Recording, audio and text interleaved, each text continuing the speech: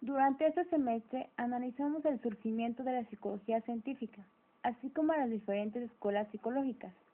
Hay casi una completa unanimidad en cuanto a la fecha y el responsable de la constitución de la psicología científica, Wilhelm Wundt, 1879, fundador de esta disciplina como una ciencia independiente de la psicología.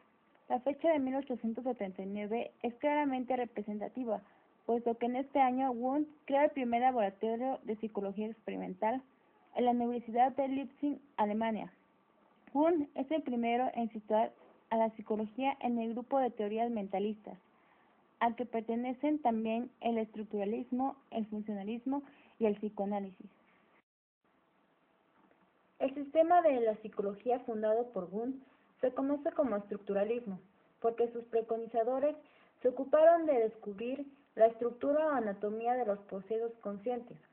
La materia del estructuralismo fue la conciencia, y en algunos respectos el interés de los primeros estructuralistas siguieron una ruta paralela a la de muchos filósofos ingleses del siglo pasado.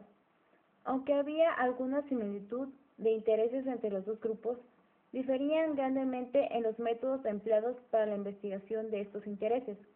Los estructuralistas empleaban el método experimental, mientras que los filósofos usaban los métodos tradicionales de la filosofía, lógica y deducción. La psicología debería investigar los contenidos mentales, sensaciones, sentimientos e intereses, mediante la introspección y la experimentación. Se podría decir que el estructuralismo es una tendencia filosófica que se basa en el arte de pensar. La mente o conciencia no es algo fundamental, sino un proceso. El estructuralismo plantea que una fácil manera de entender al hombre es que hay que dejar de pensar que es un objeto de observación y análisis, y que es otro objeto de la ciencia, porque el inconsciente procede a lo consciente. Aspectos positivos. Se creía que la psicología debía separarse de la filosofía. Se podía estudiar experimentalmente al ser humano. Se procuraron por las experiencias internas de los sujetos. Opinión personal. La estructura básica de la conciencia humana trata de descomponer un todo en sus componentes básicos, como por ejemplo un observador podría levantar una manzana y decir que había experimentado los elementos, colores, redondez, peso, sabor, etc. Sus principales representantes estaban en contra del estructuralismo, debido a que no estaban de acuerdo con determinados procesos mentales. Decían que era impreciso, indicaban que dichos procesos eran parte de la persona, único e irrepetible, y que estaban en constante cambio.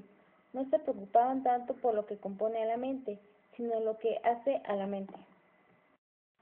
James estudió los escritos estructuralistas a fondo y consideró que había un error en el enfoque de Wundt y de Tishner, llegando a la conclusión de que los átomos de la experiencia simplemente no existían.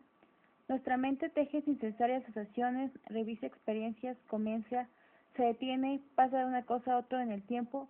James opinaba que la conciencia es un fluir continuo. Las percepciones y las asociaciones, las sensaciones y las emociones no pueden separarse. Sin dejar de concentrarse en la experiencia común, James aprendió el estudio de los hábitos. No tenemos que pensar en la manera de levantarnos por la mañana, de vestirnos, de abrir la puerta o de caminar por ella.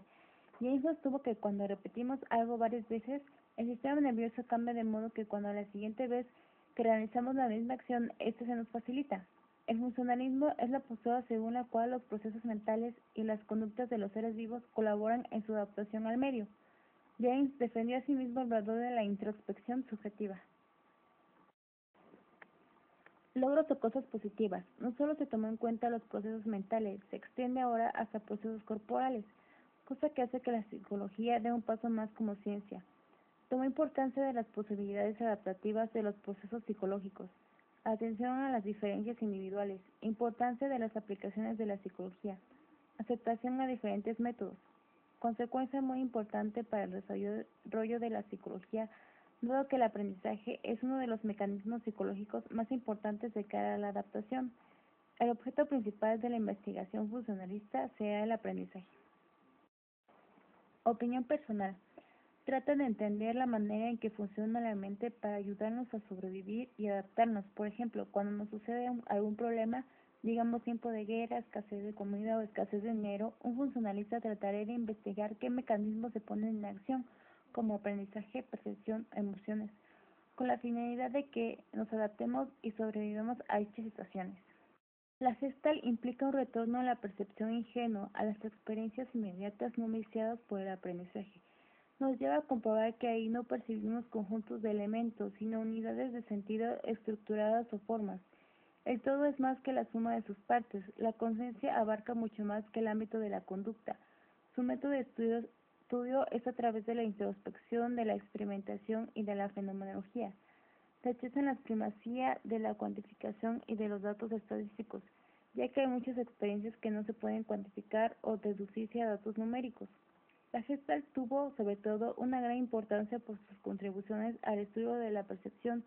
Definió una serie de principios de organización perceptiva que permiten captar de forma integral estas totalidades o Gestalts. Aportes. Desarrollo de los principios y formas que dan lugar a un desarrollo más amplio de cómo percibimos. Es decir, la mente es un todo y hay que tomarla como tal. Toma en cuenta las figuras y las formas que percibimos. La pía de las terapias cortas. Opinión personal. Esta teoría nos lleva a una acción involuntaria por parte de la persona, como por ejemplo, están dos personas sentadas en el mueble de sala y suena el timbre muy fuerte, lo que harán que esas personas saltarán al momento de escuchar el timbre. Si esto vuelve a pasar por segunda o tercera vez, su acción cambiará, ya que se acostumbrarán al sonido y no se impresionarán al escucharlo. El psicoanálisis es una teoría sobre los procesos psíquicos inconscientes que presenta una concepción amplia de la sexualidad, sus relaciones con el acontecer psíquico y su reflejo en la sociocultural. Fundado por Sigmund Freud, intenta explicar tanto la conducta normal como la normal.